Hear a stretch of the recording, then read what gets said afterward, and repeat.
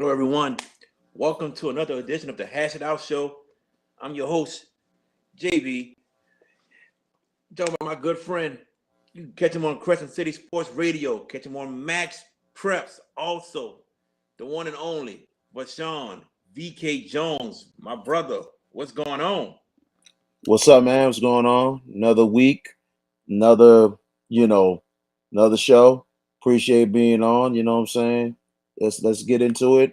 Go have a lot of fun today. We trying to stay in a positive mood, you know what I'm saying? Because this week it was kind of on the shaky side, but we had some good moments and we had some surprising and bad moments. So let's That get into it.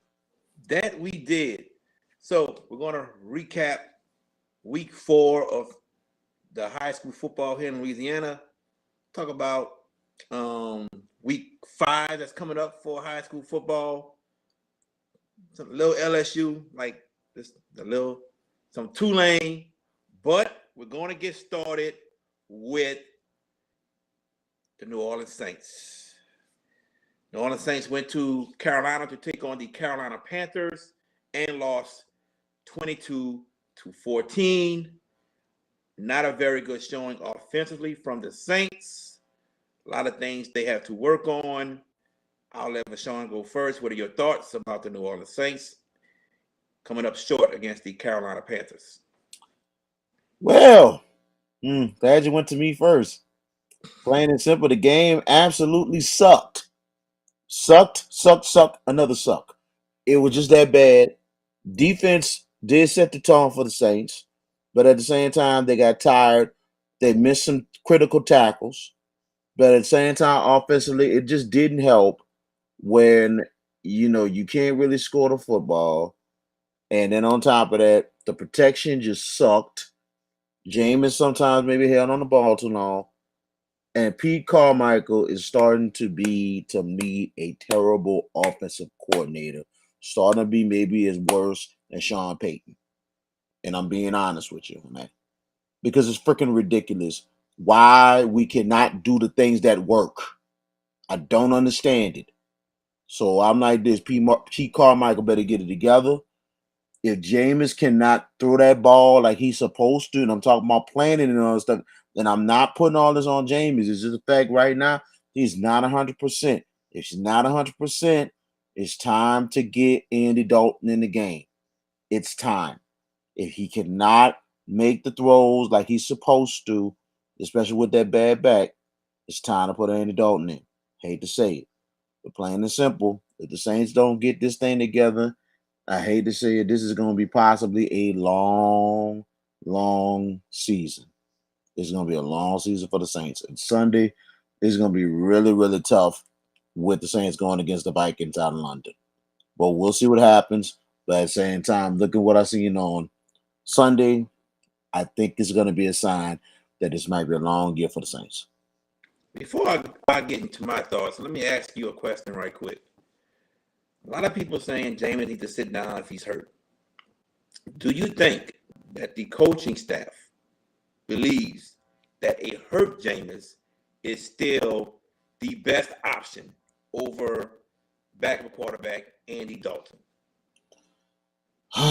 Well, that is a hell of a question. But I think the coaching staff need to look at the bigger picture. If Jameis Winston cannot plant, cannot make the connections and throws, the thing is they got to really retool that offense and go to the tempo like it was working before. And I don't understand why they don't do that. But then on top of that, I think he's going to get himself more killed with the inept and dumb protection that they have. Because I hate to say it, and I know it's early, in the off season, if I'm the general manager of the Saints, I will do all I can to keep Penning and Ramchick, and all the rest of the offensive linemen can go because the Saints need to draft 2 of them and bring in a good one in free agency and retool that whole offensive line because it's freaking ridiculous and it's horrible. They're horrible.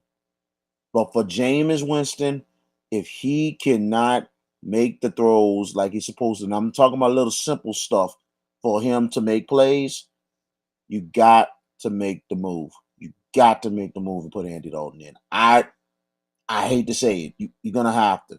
If James would be 80, 85%, 90, different question. Right now, 4 vertebrae, that's a lot. That's a lot you're asking for James. Point is valid. I just see it as he still is the best option at quarterback. That's how I look at it. And, there's nothing else for me to say about that instance. Now, back to the game itself. I want people to look at this. Look at the overall game. Jameis got the Saints into scoring position 5 or 6 times. The running game was not there. Couldn't run with Ingram or Kamara. Now, I think we need to run the ball a little bit more, don't get me wrong, to help set up some play action passes for Jameis. But with that being said, he got us into scoring position 5 or 6 times by passing the ball. Now, we can't put blame on him when Alvin Kamara fumbles the ball, when Will Lutz's field goal is blocked, when Will Lutz misses a field goal, when Jameis is telling the guy come in motion and then there's a bad snap. We can't put all that on Jameis. This goes on the whole offensive team. All the blame has to go on them, period. Agreed. I'm not saying it's all Jameis at all. It's just, right. I didn't say you. Right. But what you're saying is absolutely valid. Absolutely valid. And we still cannot block for the man. We still can't block for this man. So they need to get all this fixed. They got to get it fixed. And then Mike Thomas hurt with a toe. Jarvis gets hurt with an ankle. And the man still got us down the field to score a touchdown. Now, I don't know who he was throwing to. Don't get me wrong. But see, I think that's the good thing about the Saints. We're deep at receiver. Mm-hmm. So now they need to probably have to get some more receivers because we don't know how long Jarvis Landry is going to be out. We don't know how long Michael Thomas is going to be out. It's like we got a freaking mash unit right now. Mm-hmm. So it's like they're gonna have to get some people off the street or whatever. I think they got Dejon Dixon on practice squad, or they got some other people. They're gonna have to move them up for right now until those receivers come back. It's just too bad. And what's the status on Traquan Smith? Traquan Smith. What's his status? They say concussion. So we'll see from there. Yeah, because he went down pretty hard. Yeah. You know what I'm saying? So I'm saying Saints are deep at receiver, but they need to bring some people up until Thomas and also Landry could come back. But like I said, all around they got to get better, and I agree with you. It's a whole unit that needs to get it together, including the offensive coordinator. It's a whole unit. That's what they need to do. How the Saints gonna win a game and your defense play their off, but then all of a sudden it's like, come on here, we can't score the ball to give us a chance to win. No, I'm gonna say this before we move on. Right, we get the touchdown. We're down by what? 8-7. I don't remember, but a screen pass to Chenault, and this is when fundamentals have to play a key factor. PJ Williams again for the second week in a row. He's not alone in this one. I'll get to that guy in the next second. PJ Williams runs up, but doesn't break down to make a tackle. He just runs. That's an easy pass by for Chenault. You don't break down and make the tackle, you're going to miss every time. And then right after that, the same thing happens on this very, very same play. Tyrann Mathieu, who doesn't like a tackle at all, does the exact same thing. Can make a tackle, he breaks down, doesn't break down, misses a tackle, Chenault scores. That's fundamentals right there. That is fundamentals. You learn that in park ball, especially at the B and linebacker. You one-on-one with a receiver or a running back, you have to break down. If you don't, they make one move and they get by you. Easy as that. That's fundamentals. That is something that should never happen. And That took away any momentum that the Saints had right then and there. and you know, Tyron knows better and he should have made the They play all right should know there. better. They pros. But exactly. But at the same time, what the other name you mentioned? PJ. Thank you. Guess what I'm gonna keep saying until they blue in the face. That's why you don't trade CJ Gardner Johnson. CJ Gardner Johnson, and I'm gonna keep saying it. He made plays. Stop the BS with he started trouble. He made plays. That's what you do. I don't care if he wanted this money, that money, or whatever. If all these other NFL teams like the Chiefs, like the Eagles, like the Patriots, they make them kind of deals for certain players that do what they have to do and handle their business. They get them signed.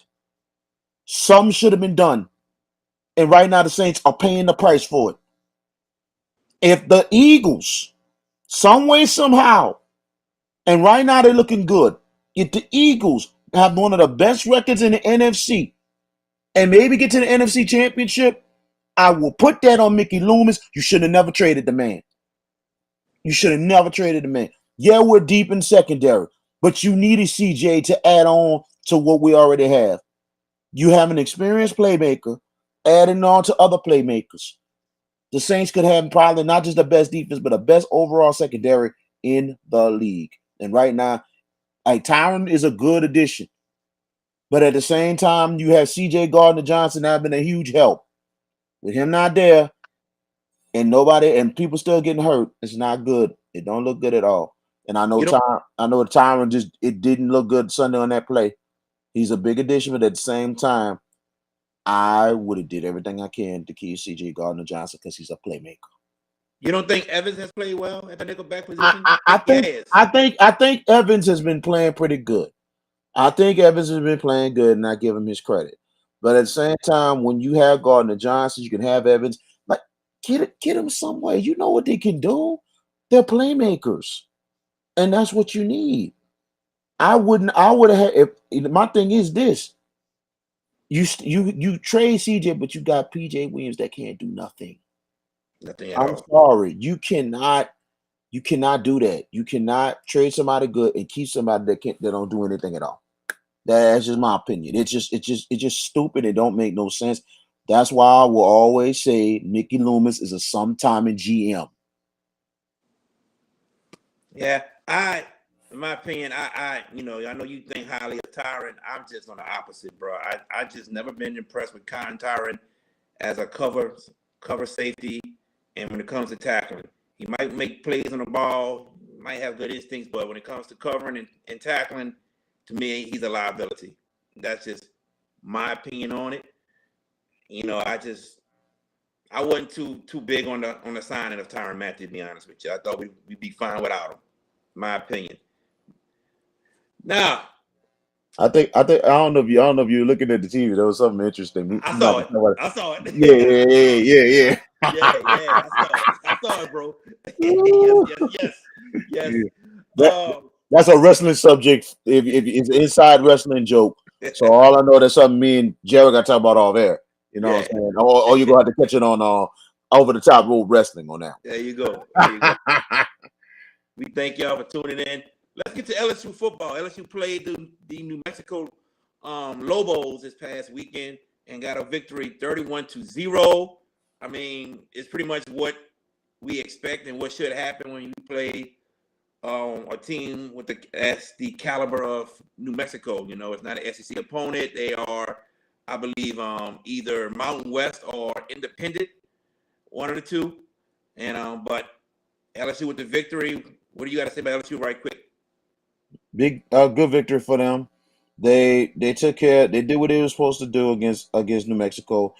Daniels looked pretty good, until he got hurt. Hopefully he'll be okay. They got I believe they're in the SEC next week, or they're off next week, or they're off this week. They have Auburn. They have Auburn. Either they're off or it's Auburn. One of the two. I know I saw a picture of Auburn. Okay. I'll tell you right now. Give me Yeah, one you can second. tell. Yeah, you can tell me right now because plain and simple, they did what they're supposed to do. New Mexico is their football program so up and down. It's not even crazy. Basically, it's a Auburn. basketball school. They should kill them this week. Not close. The game's at Auburn, right?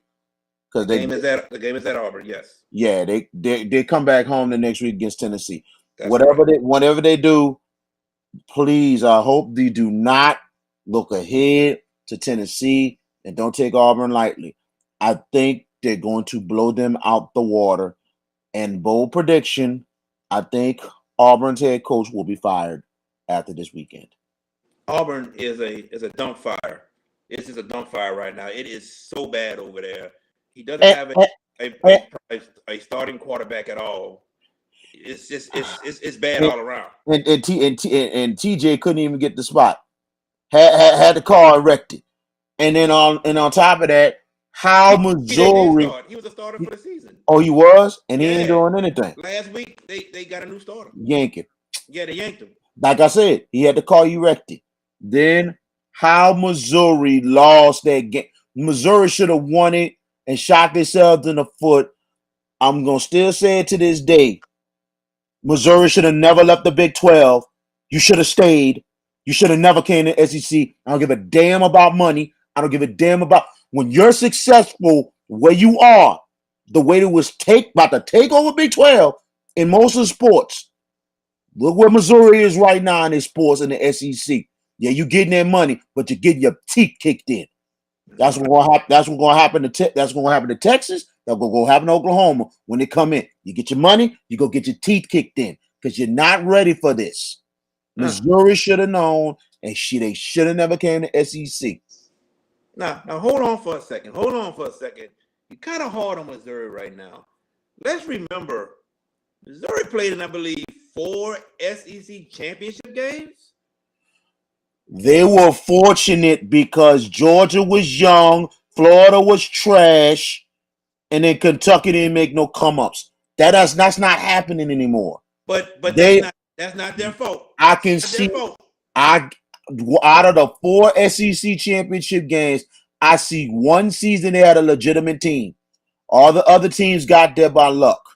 Let's be real. What happened to their basketball program? Ain't done smack since you got to the SEC. And they used to be royalty in college basketball. And look at the football. Not in football. No, football it was good. No football though. No, but you know they was good in football. You forgot about Smith and the Chase Daniel years. Never forget about it. Exactly. They came up and they should have stayed. Baseball that was coming up in Big 12 should have stayed. Like I said, you getting kicked in the teeth. You need to rethink about it. And sooner or later leave. Because I'm telling you, it's not looking good. The fan base, some of the fan base don't care. Some Missouri fan bases who has pride in their program, they care and they probably pissed about it. Okay, so where they gonna go if they leave? Go back to college football is evolving. Man, Pac-12 is dissolving. Big 12 need help. Go back to the Big 12. Go back. They're gonna stay put. No, go back. Go back. Go back and take over. Full shot. You're not going back. Now, before we get to the high school football, we will say something about Tulane. Tulane played Southern Miss.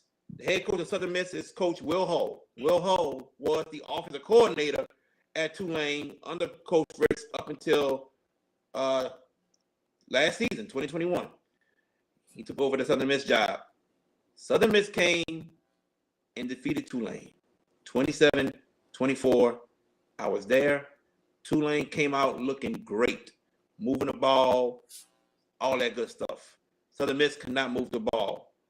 Southern Miss made their halftime adjustments and out-coached Willie Fritz and his coaching staff to get that victory. Willie Fritz's offense could not move the ball at all anymore. They couldn't run. They couldn't pass. Southern Miss running the ball with Frank Gore Jr., throwing the ball left and right. It was a tale of two halves. Tulane got out-coached. Southern Miss is not better than Tulane. But you can say, I guess, Southern Miss was better that day. Tulane should be 5-0 instead of being 4-0. It's gonna be 4-0 instead of being 4-0. 4-0. They're 3-1. What are your thoughts, right quick? Man, I'm like this. Southern Miss is an improved team. They're very much an improved team. They played their behinds off against Miami and almost pulled something off. But at the same time, they got a best kept secret in Frank Gore Jr. because how in the world he gets to Hattiesburg? That's amazing. But I think they're an improved team. I think Tulane is the better team, but Southern Miss, like I said last week, they should not take them lightly. Credit Coach Hall for making the adjustments. I was kind of surprised. I thought Tulane might pull it off in a close one, but for Southern Miss coming down getting that win, that's going to help them. That's going to catapult them throughout the season. They could be a factor in the conference championship race. I also said to myself, I wonder if Tulane was on his high horse after beating Kansas State. I wonder. This is like this. I'm like this. You're hoping Tulane don't have the Oklahoma effect last year. Yeah. When they were so close beating them, all of a sudden, downfall.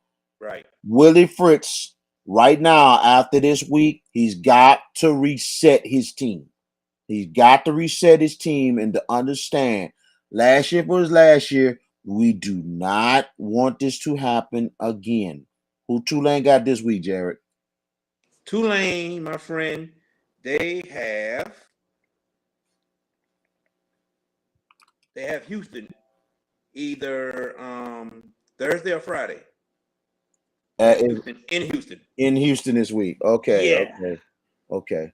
Interesting. Very interesting. Houston, a very, very good team. This would not be an easy ball game for Tulane. It's going to be a good fight. And it's a conference game. This is a chance, and I think Tulane has a chance to win this ball game. They need to bounce back because I'm like, this is a big bounce back game, and if they win this sets the tone for them for a chance to win the American Conference. Yeah. And you got to do it against the top contender, Houston, which Houston has been up and down this year. I think they're undefeated with one loss, but they're not the team people think they are right now.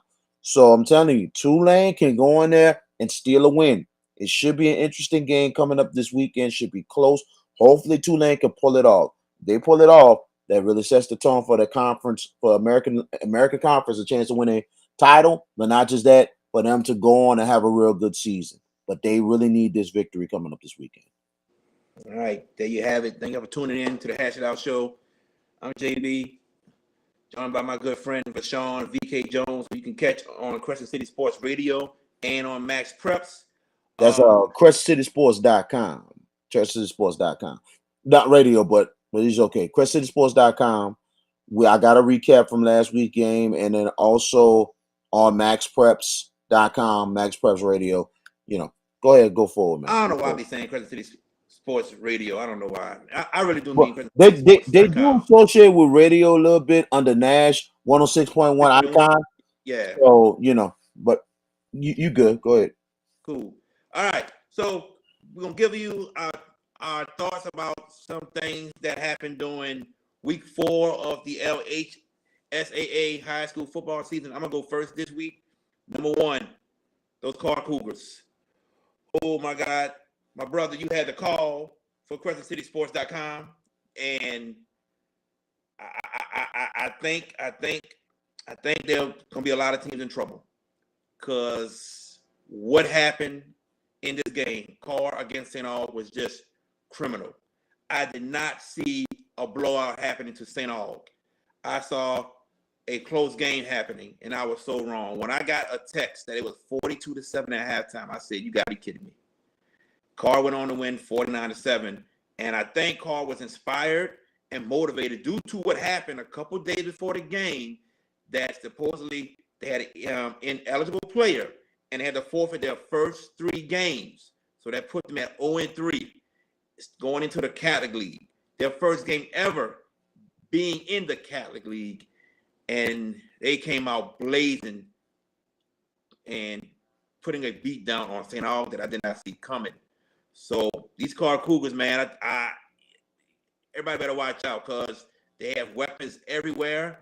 Wide receivers, A.J. Samuel, quarterback, Vasquez and Jackson at running back, backs at defensive end. Your cornerback is going to LSU. Can't think of his name.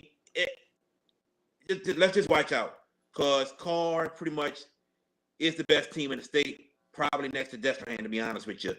Number 2, Newman and Manning had 2 of the best talents on the field with Tackett Curtis for Manning and Arch Manning with Newman.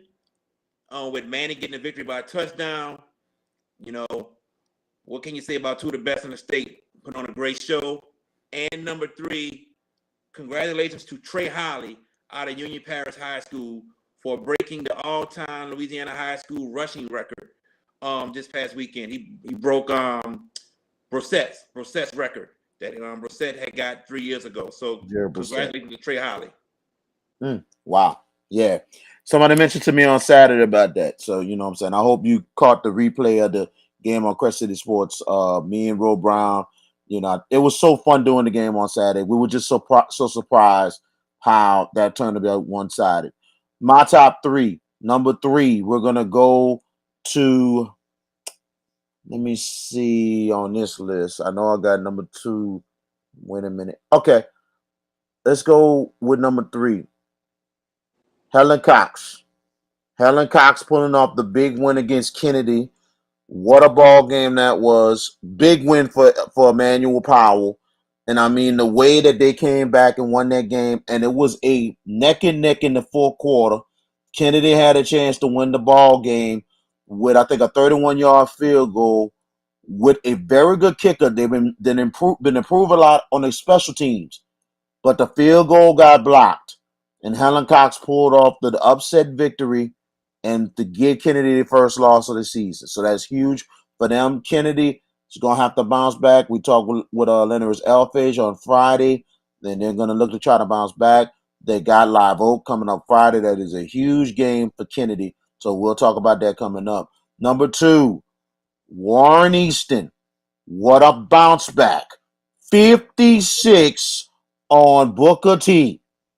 I was dead wrong about Booker T, but the reason I'm humbled on myself. I was wrong, yes, sir. Yes, sir. But here's the thing, and here's the reason I felt why. Jeray Johnson returned for Easton, and he was a big impact in that game. Fred Robertson and also Arnold Barnes, they both put on good games on that Friday night, but Easton just totally woke up. Jeray Johnson gave him a lot of energy, but then on top of that, credit Jerry Phillips. He must have told them something after that Carr game, and it was a tough week, and Easton woke up. And he said in an interview, I don't know why we have these slow starts early, but all of a sudden we come alive. So they did come alive. 56 points on Booker T, big victory for Easton. That could be something big as they will take on John Ehret this week. Number 1, it's obvious. The Edna Carr Cougars. Wow. Edna Carr outplayed St. Aug. And some of the St. Aug fans was overreacting. I'm like, stop it. Carr beat St. Aug in all 3 phases of the game on Saturday. On offense, on defense, and even on special teams. And special teams was a huge factor when Kyron Lampton returned it for a 64-yard touchdown on a punt return. And then the next play, St. Aug fumbles. Brendan Harris picks up the fumble, scores a touchdown.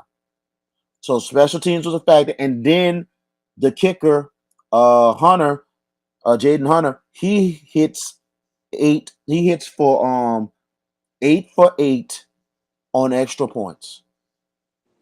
Now I'm going to say 7 for 7. 7 for 7 on extra points. That's huge going into the Cat League. Carr is really proving themselves. They passed the test with flying colors. They was motivated because of the fact of the 3 games that they were forfeited, but also some extra motivation if you want to. Here's a little tidbit. When Edna Carr lost to St. Aug in 2020, who was the starting quarterback at the time? A.J. Samuel. Those seniors remembered, and they took it to war. So guess what? All fans, humble yourself. And I think St. Augustine is going to be fine. I think St. Augustine is going to be just fine. They are a good team. Look out, Catholic League, because they're going to be coming for vengeance for everybody else, in my opinion. But for Carr, the Catholic League need to look out. The Brother Martin game looms huge for Carr Friday night in the jungle. It's going to be huge. St. Augustine, they're going to try and bounce back against the Jesuit Blue Jays this weekend. All right.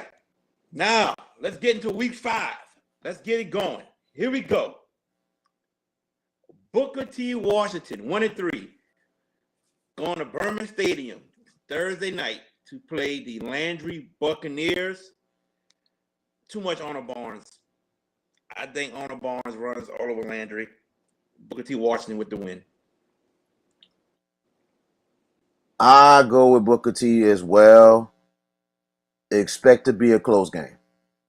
Booker T will take over in the fourth quarter. Landry has been playing very well these last couple weeks.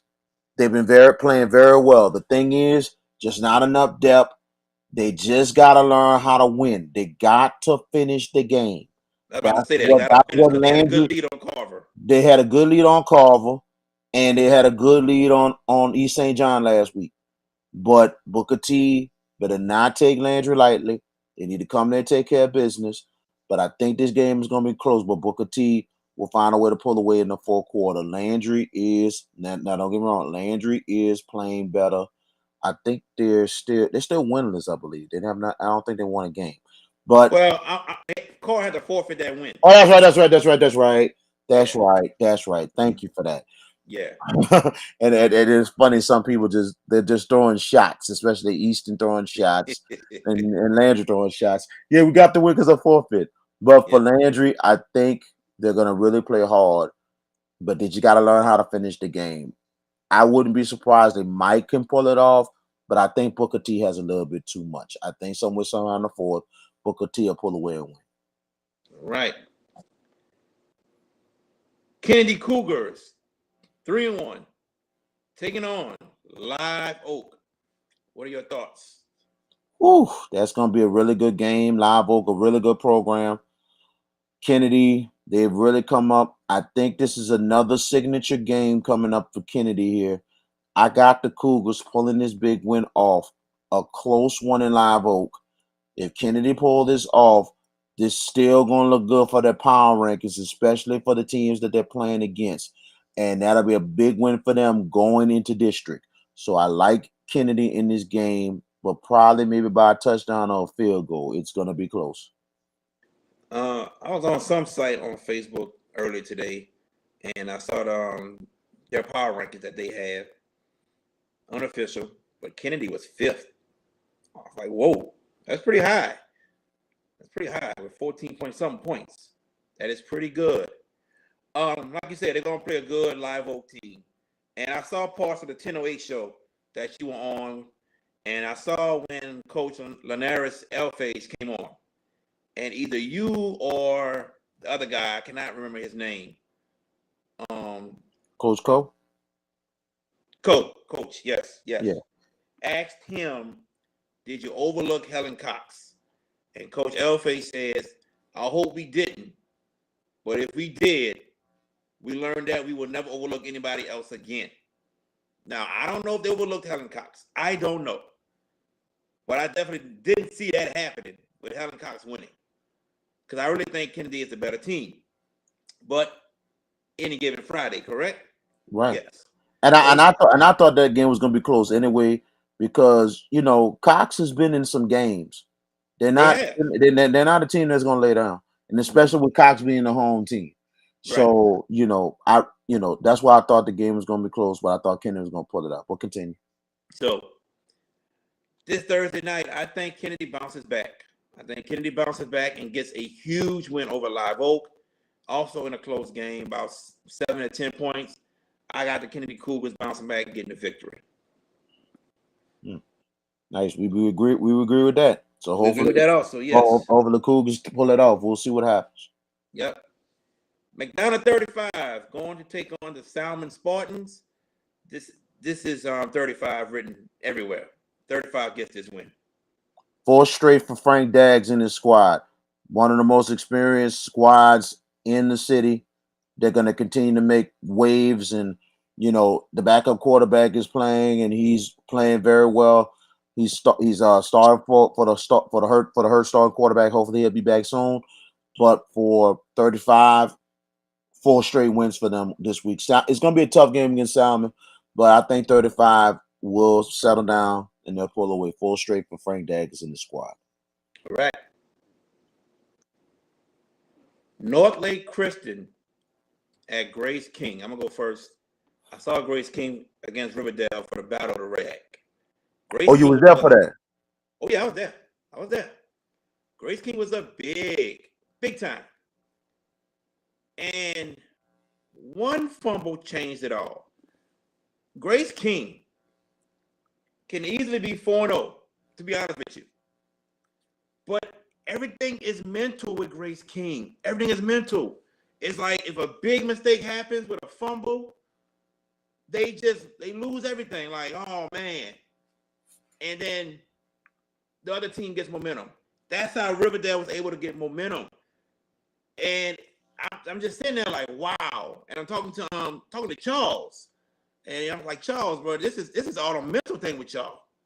I said, y'all up by 2 scores and gave this game away. Gave it away.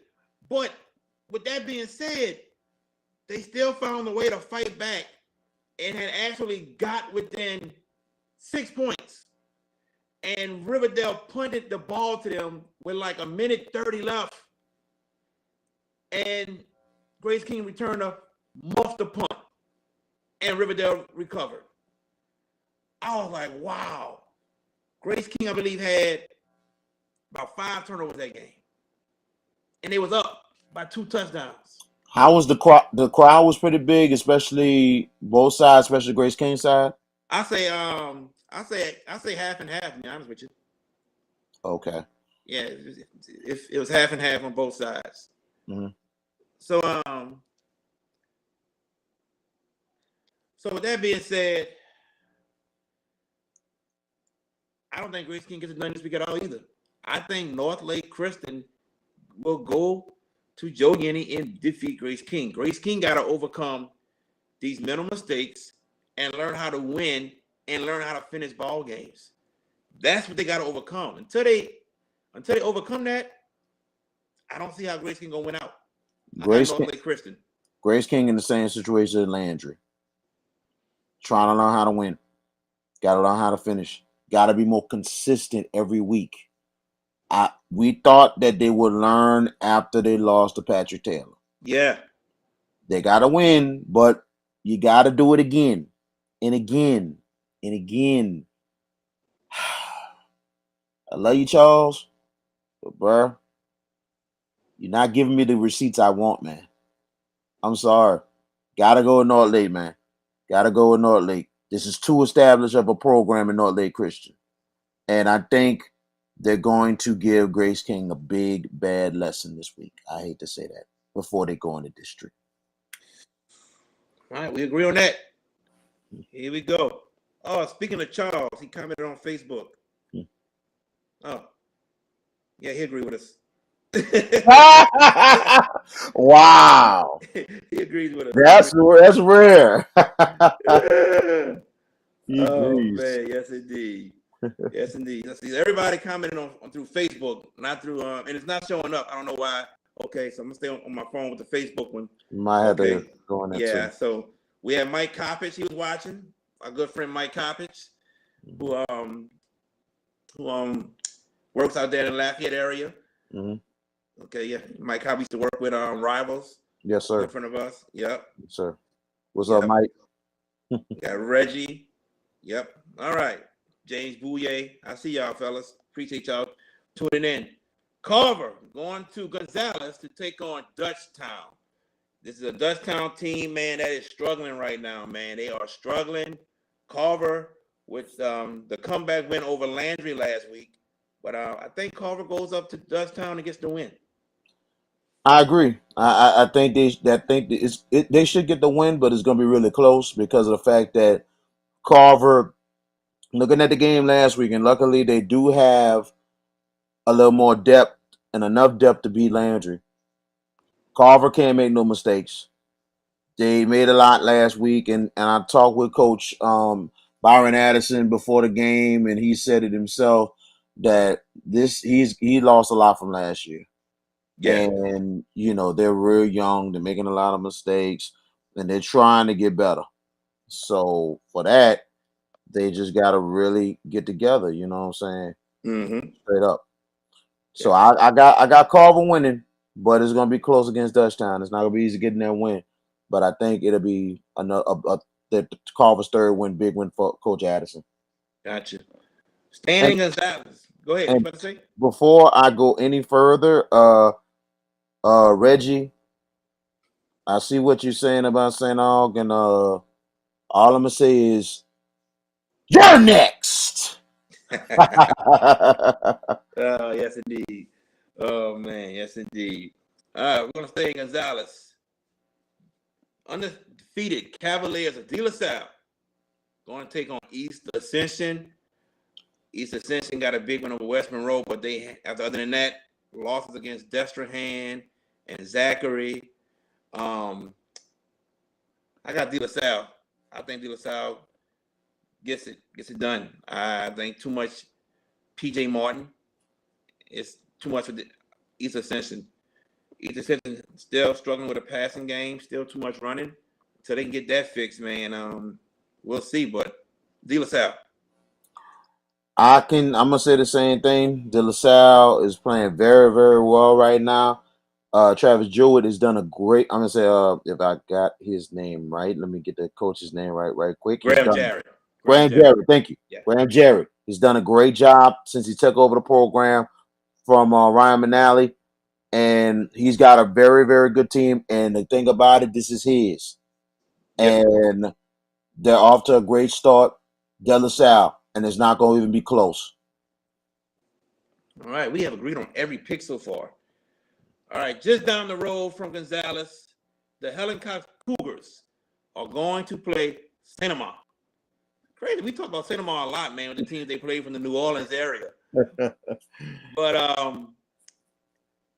St. Amant will not get this job done. I think Helen Cox goes up there, and Helen Cox gets the job done, and they will be 3-2. Well, St. Amant, I give them a lot of credit, man. They Oh don't yeah, run away from smoke, and they don't no, run away from competition. no, they don't. They play the No, best. But it's yes. amazing St. Amant has not played a road game yet.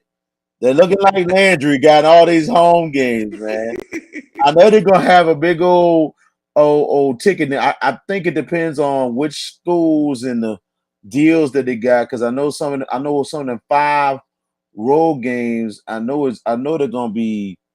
I know they're gonna have to play on the road on a couple of those games next year. But at Oh the yeah. same time, that's a lot of home games for Saint Amant. It's gonna be close. I'm gonna give the edge to Helen Cox. I think the momentum from Kennedy is gonna carry him to this game. I think Emmanuel Powell is really improving this program, and if Helen Cox win, they'll be over 500. So I'm gonna go with the Cougars this week. Okay. Going to the Bayou Parish. The Destrehan Wildcats taking on HL Bourgeois. I'm gonna keep it short and simple. Destrehan, big. I hate to say this, and I'm going with Destrehan on this one, but I hate to say this. Is it just me, or the Destrehan schedule is getting just a little soft? And I I think it's maybe just the district. I know their toughest opponent is going to be East St. John, which will be featuring another game we're going to be picking in a little bit. You know what I'm saying? That kind of helps that district. But, I know the East Ascension one was a huge victory on their schedule. The Hanville game, I mean, wow. You know, Destrehan is really one of the best teams in the state, but I know they're going to have to step it up against tougher competition when it comes. But I think their team is good enough, and I think their team is more experienced enough. And I hope this is Marcus Scott's year for them to get to the Dome.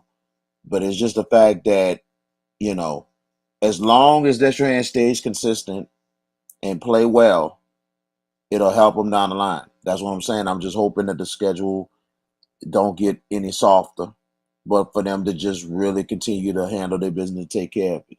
So I think they'll handle their business this week against Bourgeois. I don't think this game is going to be close. I don't think Bourgeois is ready. Not at all. I know the tougher games are probably coming up, but you could just tell it's kind of a soft spot in this schedule because the River Parish district, especially this year, is not as strong as in recent years. I'll say this: you're correct on the district schedule. The district is not strong at all this year. It's not, and that's no fault of Destrehan. Not at all. And I think other analysts, and I'm maybe one of the few ones, but a lot of analysts are going to point that out. Yeah, I'm still confident that Destrehan could win the whole thing this year, but at the same time, a lot of analysts is going to point that out big time. Let's look at that non-district schedule. Bonneville, John Ehret, East Ascension, and Hahnville. No, Hahnville's district. Sulphur. They play Sulphur in October. That's their non-district schedule. Now, I'll say this. Now, the Sulphur game could help them a lot because usually Sulphur is a nice program. Usually. But I'll say this. I think their non-conference schedule, when they scheduled it, looked good. They like, well, John Ehret, they get some wins. East Ascension has been pretty good. So, but it just hasn't tuned out to be tough. East Ascension is 1-3. John Ehret is 0-4. Bonneville, we know about Bonneville. But even with that being said, I still think Destrehan is one of the best teams in the state. And I really believe when they play East St. John, that might be a tough one. Or Terrebonne just need a quarterback. If Terrebonne had a quarterback, I think it's a different story. I don't think these teams beat Destrehan, but I think it'd be closer than what we may be thinking. But yeah, I got Destrehan big on HL Bourgeois. Now, and big shout out to Jeremiah Gray, better known as G Sports. That's his alma mater. G Sports, and yeah, that's his alma mater there. But not this week for your team, man. But he keeps it real, man. Shout out. G Sports keep it real, definitely. All right, showing my cousin some love. Morgan City going to Assumption. Morgan City close by my cousin Aaron Meyer. I got Morgan City, bro. Morgan City going to 2-3. Aaron Meyer changed that culture and that program around. And I'm going to agree with you on that. I'm going to ride with you and your cousin on this one, man. I hope he can get it done. Assumption, they're usually a tough team, but they took a beat down last week against St. James. Assumption is kind of up and down this year. I like Morgan City to get in the win, and I'm wishing your cousin luck, and I hope he pushes things going. He pushes things for Morgan City because Morgan City they starting to come back up. They won a couple games last season, but now he's leading the charge. Hopefully things will really get up at Morgan City. There you go. Now we go to Homer. St. Charles Catholic taking on Vanderbilt Catholic. Now St. Charles Catholic, they're missing their quarterback. Quarterback got injured, and that is what has kind of derailed their run. But I think they bounce back against Vanderbilt Catholic. They get back into the winning phase. So St. Charles Catholic got a couple injuries, maybe some few ones. Yeah, I think St. Charles does bounce back against Vanderbilt. Vanderbilt just kind of fell off a little bit. They had high expectations, but I think St. Charles will win this one to get themselves back into things. But before you go further, I'll tell you one thing. It's been a minute since Morgan City has been in the postseason. It's been a long, long minute. Long time. The last time they've been in the postseason was way back in the 90s, and around, I think, 97. a they got to the playoffs, and it was led by former LSU wide receiver Edward Dangerfield, and he was actually a good friend of mine.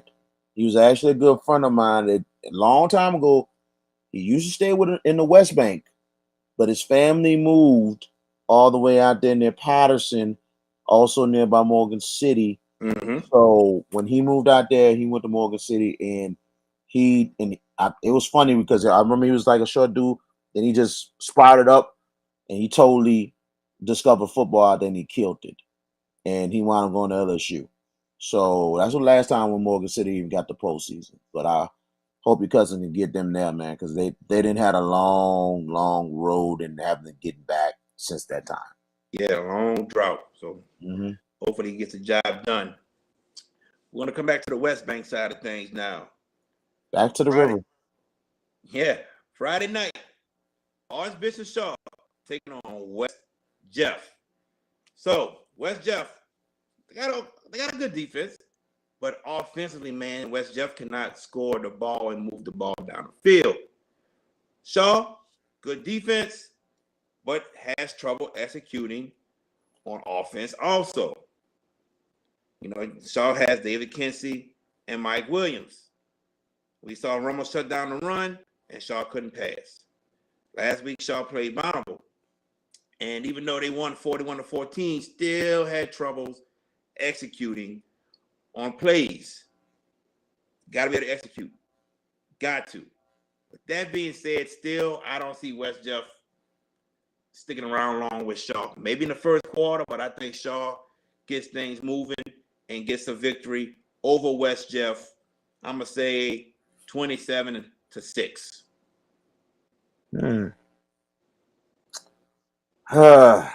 Well,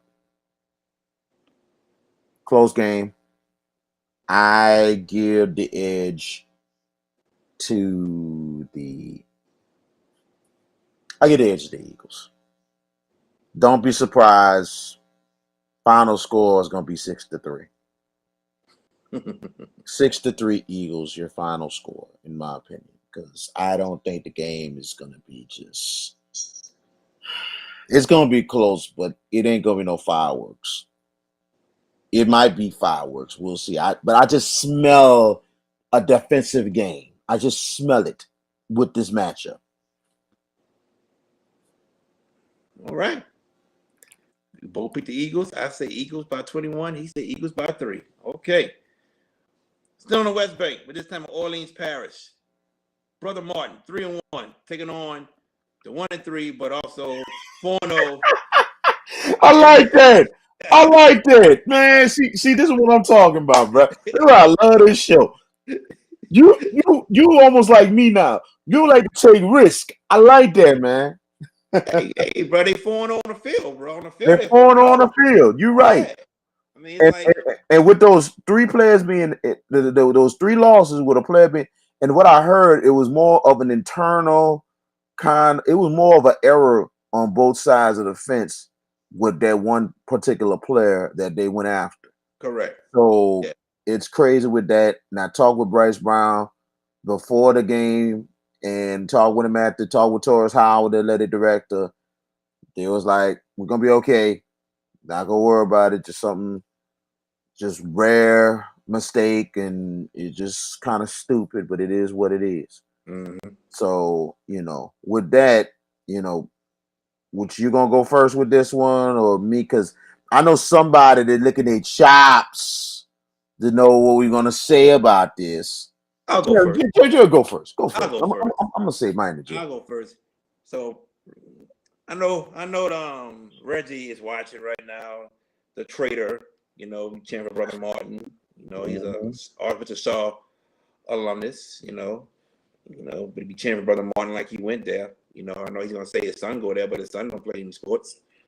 Son of the band, but yeah, I know. But anyway, never loved Reggie. I know Reggie my whole life, man. We grew up in the same neighborhood. But Brother Martin ain't got a shot this game at all. Brother Martin ain't got a shot, man. This looks bad. The jungle gonna be on fire. Come on, Friday night. Edna Carr big over Brother Martin. Big. Well, Brother Martin does like we know that Tory Lambert is hurt, but they have another guy. They have another West that is pretty nice for Brother Martin, pretty fast as his other brothers. So does Brother Martin have a chance in the jungle on Friday after what Edna Carr did to St. Aug and holding? And I was more impressed with Edna Carr last week than I was against Warren Easton. You hold a good St. Aug team to 7 points, and St. Aug has been scoring over 30 in their first 3 games. Their defense holding it down. Now, don't get me wrong. From the jump of the game last week, St. Aug didn't have a bad start. They put some pressure on AJ, and they also was moving the ball. But credit Coach Bryce Brown, credit Torres Howard. They made a lot of adjustments. St. Aug stopped. They couldn't move the ball too much anymore. They moved a couple times inside the red zone, but couldn't get in there. They only scored 1 touchdown, missed a field goal as well. But a couple times they had a couple of 4 and outs. And then you look at Carr's offense. Once they settled down and started to really protect AJ, had the holes from the running backs. St. Aug, don't get me wrong, their front 4 is really good for St. Aug. But for them to make the adjustments and block what they did, I mean, amazing. Does Brother Martin have a chance? No chance in hell. All Edna Carr Friday night. I'm sorry, Reggie. I know you're going to root for those Crusaders. I know you're going to root for the 4 horsemen or whatever you want to call your team. And I understand your son goes there. I understand. I completely understand. You put your money into that. Gotcha, my brother. But come on. It's over Friday. It's over Friday. No, all in the car. It's going to be another serious message, and it might be worse. Whatever you do, you better hope that Carr don't put 40 on your butts in the first half, and all of a sudden they score 2 more touchdowns, and the running clock comes. That's what happened with St. Aug on Saturday. Mm-hmm. You get that. If that happens to Brother Martin on Friday, you have nothing to say anymore this season. You have nothing to say anymore this year. Sorry. Shots fired, Reggie. Shots fired. Now, we stay on the West Bank, but we go to St. Charles Parish for this one. Undefeated East St. John at Hornville. Yeah, I'll go first. Hornville only got 3 points up on Destrehan. And it's just not looking good at Hornville, man. I know some of y'all probably saying, but they 2-2. But yeah, the talent they got, they should be more. And I heard a story today that St. Charles Parish is trying and wants to get rid of park ball football until these kids get to middle school. Bruh, that's gonna hurt. Wait a minute. Are you kidding me? I am serious. Yes. They want them to play flag football.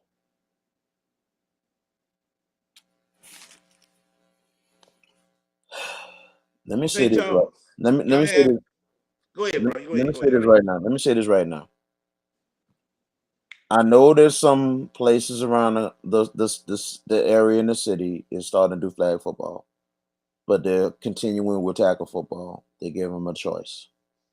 That's what they're doing. But now St. Charles Parish, if they do this, that is going to be the biggest idiocy that Parish will ever do. Right now, parish administrators, citizens, listen to me right now. Don't do it. Don't do it. Don't do it. You're going to regret it for a long time. The development of the football player from park ball going to middle school. Now, from middle school on, it ain't gonna work. Like I can see kids that they haven't never played park ball like myself until I played high school. And sometimes maybe I should have played park ball. But you need that development from when they're little. Now I can see when they start from middle school and they get the development there and they turn out good, but you still need that park ball. What kids gonna do just playing flag? How they gonna learn more of the game? They need to learn it now. If St. Charles Parish gets a chance to try to pass this, that's gonna suffer them for a long, long time. It's gonna make it harder, not just for Hineville, but for Destrehan as well. That's right. Don't do it. That's gonna make it Parish look so bad. Just don't do it, please. Continue with this pick because I just hate to get political. I So do hate to I. get political. I love sports. I love for what it is, but I hate it when people make substantial changes that don't make no freaking sense. It's Correct. just like Roger Goodell changing the damn rules. It don't make sense. If you're gonna change something that'll make sense, that'll make it better. No, people want to make the game worse. People want to. I'm tired of that. I'm sick of this political stuff, and it goes on for any and everything, not just in sports, but in society. But we're not gonna harp on that. But I'm just tired of all this stuff being too damn political. Move on. So East St. John's coming into town to take on the Hornville Tigers. And like I say, man, Hornville just doesn't look good, man. Can't throw the ball. You got all the talent around, and it's just the job's not getting done. And the fan base is very, very upset. I've said this every week about the fan base being upset. That being said, East St. John will get a win inside Tiger Stadium. What you got, VK? I think this is gonna be. I'm be honest. This is gonna be a close game. East Okay. St. John. They took Landry lightly, and they had to pull out a big fourth quarter to win that ball game. I think Brandon Brown's doing a good job with East St. John. Off to a good start, but they should not overlook Hineville. This is always a close game when these two play. And there were times East St. John slips up and Yeah. don't finish the ball game. Yeah. So I think this game is gonna be close, but I got East St. John winning, but it's gonna be by the skin of their teeth, probably by a touchdown. Because Hineville is gonna really play out of their minds on Friday. Daniel Luquette's gonna have them ready to go. They're gonna play out their minds Friday. They know this is a do or die game. I, I, I'm saying that because this game, even when Hineville didn't have good teams, them and East St. John go at it. And I remember one year, East St. John was undefeated, and Hineville was at the same 2-2 record right there. Mm-hmm. Went up to Joe Keller, and East St. John had maybe a 20-0 lead. Hineville came all the way back and beat East St. John 21-20. This game is close because strange stuff happens in this ball game particularly. That's why I'm picking East St. John to win in a close game. Hineville knows and Daniel Luquette knows this is do or die. That's why I say they're going to play out their minds Friday. But East St. John's going to pull it out. It's going to be close, though. Because Hineville, I don't think they're going to lay down, especially at home for this one, knowing this is one of their few last chances to get a big win this season. All right. Holy Cross taking on John Curtis. I'll go Oof. first. I got Curtis. I got Curtis by 14. I Good think, night. yes, Curtis by 14. I think a little bit too much. I think JT outcoaches Coach Salt, especially in that second half. And I think that offense just wears Coach Salt's defense down. JT Curtis and John Curtis going to 4-1 over Holy Cross. Mm. This is gonna be a really good game. This is gonna be a really good game. Curtis is really on fire. I think Coach Salt is gonna have this team ready. They played a close one last week against Rummel, and they came up empty on a couple of big drives, especially in the red zone. And Holy Cross has got to really improve on that if they're gonna have a chance against Curtis. I think Coach Salt will have them ready. It'll be really, really close. And Coach Salt's my boy, man. He's one of my people. Oh But he, yeah, but, I know. but also JT Curtis is my people, and he's good people too. But I have Curtis by a touchdown. It's gonna be that close. Holy Cross is gonna take them to the limit. But I got Curtis by a touchdown. Curtis is really have has been playing much, much better since they Yeah, lost to Zachary. yeah. We both said this would be a better year for Curtis. We both said that. Mm-hmm. All right. Jesuit taking on St. Aug. St. Aug bounces back against Jesuit. It's shocking that Jesuit is actually 1-3. I thought they had a higher record than that. Shocking. But they'll be 1-4. St. Aug gets the job done over Jesuit. Too many weapons for Jesuit to try to contain. St. Aug and Nick Foster bounce back. I have to agree with you. I am not surprised that Jesuits are 1-3. I mentioned and I said it before the season, Brother Martin and Jesuit might take a seat back because of all the people they lost last year. Mm-hmm. I said that experience was going to play a factor. And people don't understand, there's always good coaching, there's always good teams, but sometimes when you have an experienced team, it's going to trump an inexperienced team all day, every day. I'm going to say it till I'm blue in the face. Experience always triumphs.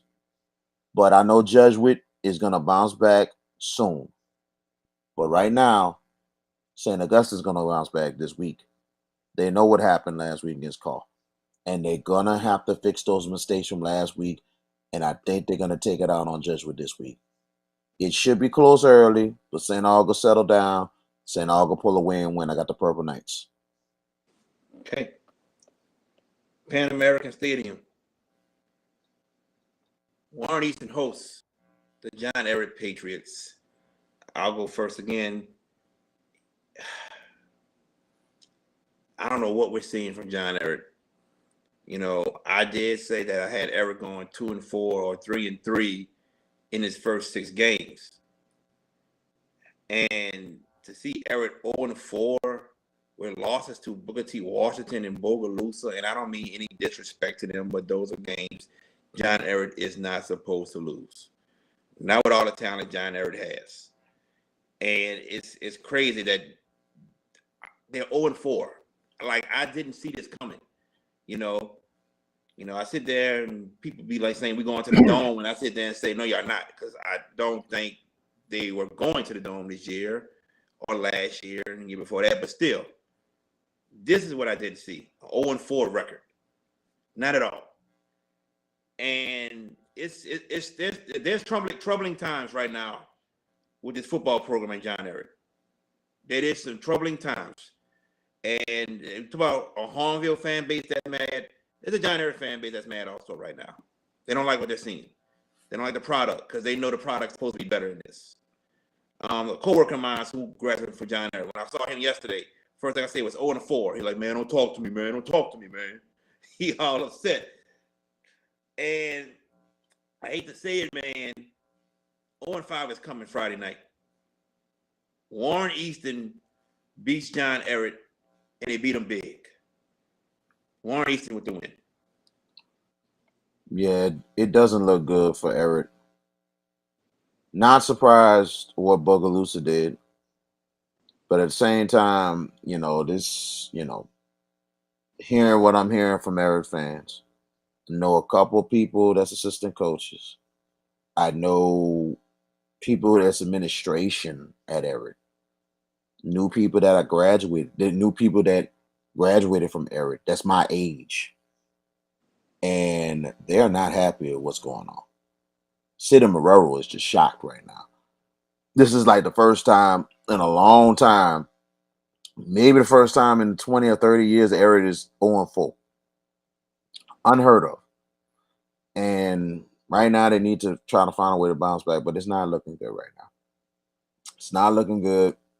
And, I don't think they're gonna. It's look like 0-5 this week, especially the way Easton played last week. I mean, the thing is, Everett is gonna have to play the game of their lives on Friday if they're gonna pull this off. If they beat Warren Easton, that could jumpstart their season. It can, That yes. could jumpstart their season if they get the win on Friday. Probably maybe one of the biggest upsets maybe of the year. Yeah. So for that, it's not gonna be close. Warren Easton big. I'll be shocked. I will be shocked if this game is more closer than it is. And I want you to. I don't know if you looked at the comments, Jared, Mister Johnson. On He, Facebook? yeah, he's got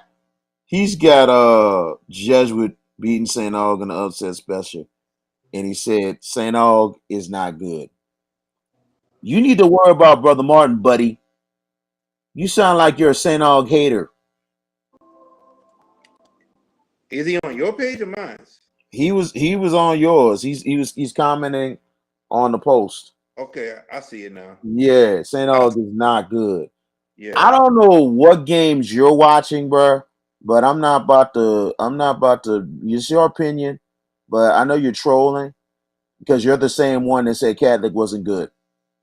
So we gonna. I'm like this. Worry about your Crusaders against the Cougars on Friday, and then when St. Aug plays Brother Martin, which I cannot wait for that. Come with your smack talk then. But all I know, I'm gonna say it again. All I'm gonna tell you, you better not be getting whooped because I'm talking about Brother Martin. You better hope Brother Martin don't be on running clock. Be on running clock. You better not say a thing about Brother Martin the rest of this year. I don't care even if it's against St. Aug. Don't say anything. Shh. He thinks Jesuit beat St. Aug. Okay, Reggie. We He see thinks that, but it could be a close game. Don't get me wrong, because I think Ryan Manal's gonna have him ready. It's gonna be close. In my opinion, it's gonna be close early, but I might give you credit to get it done, but I don't think it's gonna happen. But we'll see what happens. We'll see what happens, buddy. Mr. Crusader. Can't call him an eagle no more. And it's amazing. Your own people disown you, dog. That is crazy. And did we see him at the basketball playoff game? All rooting for Shaw Oh last year yeah. and Oh stuff. yeah. Oh yeah, buddy. Yeah. Yeah, he was there. Mhm. Rooting for Shaw and everything. Yeah. Mhm. Thank God I have a baby girl, and I don't have to worry about this crap at all. All right, y'all. We going to Pearl now. Newman Greenies taking on Pearl River, both 3-1. This Newman team to me is still special. Still special to me. They played a good Manny team who also might go play for a state championship. They wouldn't play each other due to being in different sides of the draw. Well, not even the draw. 1-9, 1-9 select, 1 in select. So, but back to this game here. Go back to the last game, Newman against Manny. Will Randall not being a part of Newman hurts. Being out for the rest of the year with a torn ACL, I believe, man. That hurts. So next guy up got to step up. But Newman goes to Pearl River, and Newman will get the job done. Well, this one is gonna be. I really actually can't pick that ball game because Max Preps is actually going to be broadcasting this game on Friday. Just waiting on making sure we get the confirmation. Awesome. Later tonight and tomorrow. But we're supposed to be broadcasting that ball game on Friday. But at the same time, it should be an interesting ball game. Pearl River's off to a good start. They got some good wins on their schedule. So, that Newman should not look over Pearl River at all. But at the same time, Newman's just got to take care of business, do what they had to usually do, and bounce back from last week against Manny. It was a really close game. They had a chance to win it. but they just came up short. Will Randall, it does hurt them on the field and also on the basketball court too, because he's not bad of a post. But at the same time, yeah, that does hurt. But they're gonna have to really, really bounce back to get themselves together. But to me, Newman this year has a special squad. This could be maybe their year. We will see. Okay. Scotlandville coming to take on the Rummel Raiders. I will let you go first. Not close. Rommel, they're on another level. They're looking to try to take things a little bit to another notch this week. Not close against Scotlandville. Rommel by 2 touchdowns. And I got Scotlandville with my upset pick. What? Yes, I got Scotlandville upsetting Rummel. I have Scotlandville. Yes, yes, yes. I think Scotlandville gets the upset. You sure about this, Jared? Yeah, bro. I got a good feeling in my heart about this. You know why I got this look on my face? Why you got that look on your face, bro? Look at the games that Scotlandville has lost. Now, don't get me wrong. They did come back against West Monroe, but this is not one of the West Monroe's best teams at all. They're not. And all I'm gonna tell you is this: like, now if Scotlandville comes out good start, okay, I feel you. But you're coming to Joe Yenny. You got to come with your mind right against Rummel. Because you know how Rummel gets. You slip up, you're going to get smacked up.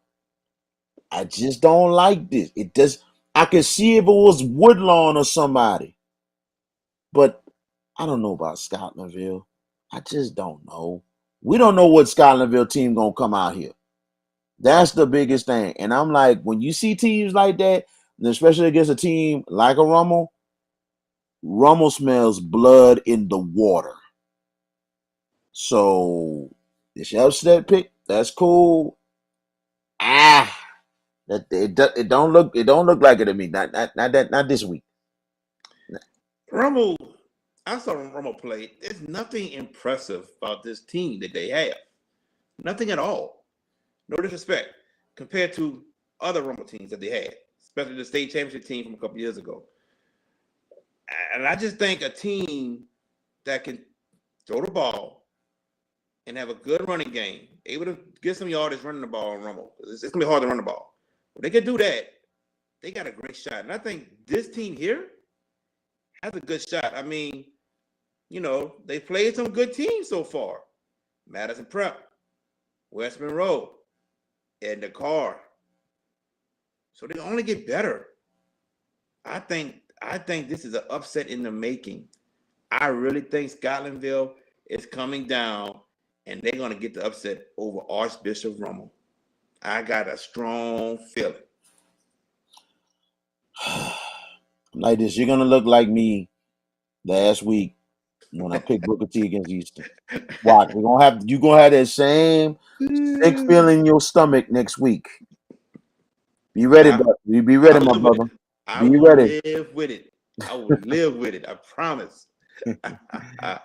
Oh, we got one game left. Also on Saturday, if I can get it up. There it goes. East Jefferson to take on the Higgins Hurricanes. I'll let you go first.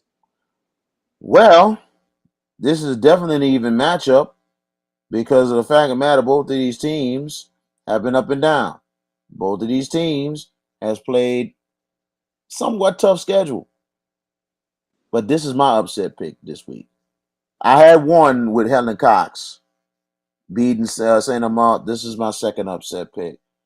Higgins Hurricanes get their second win of the year against East Jefferson. It's going to be tight. I think Higgins is going to finally put it together and finally squeeze out a win against East Jeff. Yeah, luckily they're in Jefferson Parish, not in the same district, but it's good that they continue to battle teams like Everett, teams like West Jeff to continue the Jefferson Parish rivalry. But I think it's going to be close. I think Clifford Harris will get Higgins their second win and a big lift for their team. I don't know if there's homecoming for them this week, but at the same time, I think it'll be a big lift for Higgins. I'm going with the Hurricanes. Probably the only one of few wins of the West Bank this week. And I'm going with the East Jefferson Warriors. I'm going with the East Bank team, unfortunately. But I don't know. I don't see Higgins beating East Jeff. I just not able to see it. I think East Jeff clamps down hard and gets the victory over Cliff Harris's team. East Jeff Warriors with the win. Well, it's a toss up. It's a toss up game. So either one can win the ball game on Saturday. So that's why I'm just gonna go with those Canes and see what happens. We roll the dice. Over Snake Eyes or well. I got more of it's me. I have more of a chance with Higgins than Scotlandville over Rummel. That's just me. Hey. That's just me. Because this is an even matchup. Scotlandville Rummel doesn't look like an even matchup. Now Scotlandville did play a tough schedule, but the matchup it don't match up too well. That's why I'm like, I don't know. That's why I'm like, you can go with that if you want to, but you're gonna look like me last week. This is an even matchup, and that's why I'm like, okay, it's a coin toss. I'm gonna go with Higgins on the coin toss, and let's see what happens. Let's roll the dice. I'd rather pick upsets with closer matchups than anything else. Or if a team come out of nowhere and thinking, especially the way they perform. That's how I got the upset victory with Booker T over Eric a couple weeks ago. But we can go on with that. Well, we're not perfect. We sometimes be wrong, That's right. We own up. Right, Reggie? I'll say this. Expect a big game from Zay T-Set, Scotlandville's quarterback, who has offers from so many schools. Now, he is talented. Yes. He's very good. I can definitely say that. It's going to be a good one. Any last words, Mr. VK Jones? Man, appreciate everybody joining tonight, man. You know what I'm saying? Crescent City Sports. Check out check out the car St. Aug replay. I got the recap of the game, had some quotes from Coach Bryce Brown and also AJ Samuel. I mean, real good guy, man. Real good guy, real good kid. You know what I'm saying? And he better be. now he's got some good character. I really give him that. You know what I'm saying? And his maturity looms a lot. So he's gonna really do what he can to carry this car team through the rest of the season.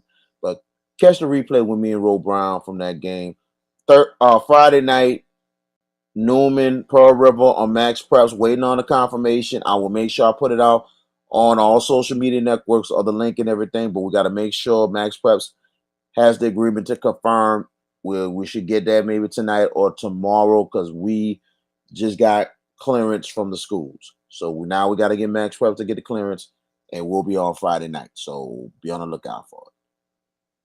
There you go. So we'll be back next Tuesday once again. Reviewing Tuesday. I guess that's the day. That's the day we got to do that. That's yeah.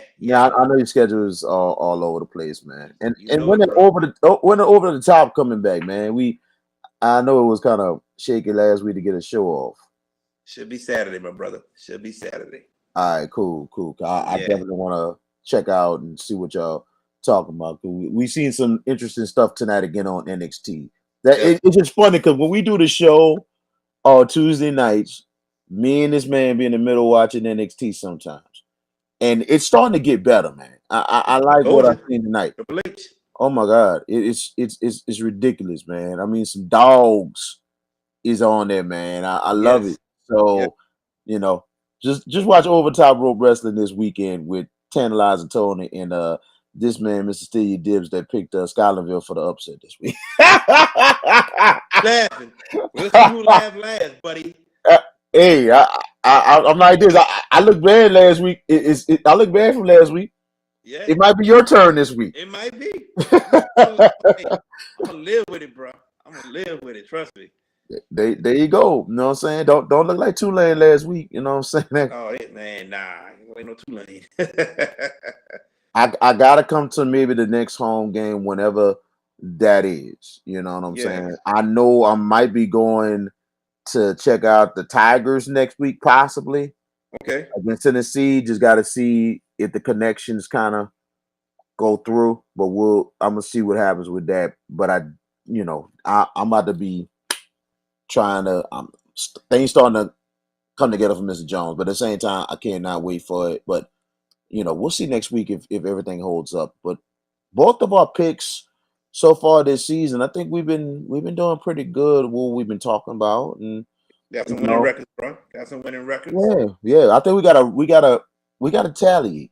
I think if you can do that this week, my brother, can you tally up our total so far this year? I And will we'll talk try. about next week. I'll try. Yeah, because this is the halfway. This is week 5. So now we're about Week to be at 5 the halfway already. point. Yes.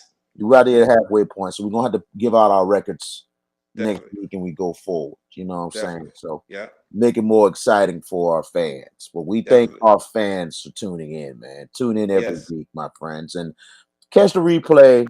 We appreciate it. Subscribe to JB the Sports Guy on the YouTube, and also what's your other wrestling thing on your YouTube? Mrs. Steal Your Dibs. Your dibs. So subscribe to him on the YouTube. I'm on Facebook on Bashawn Jones.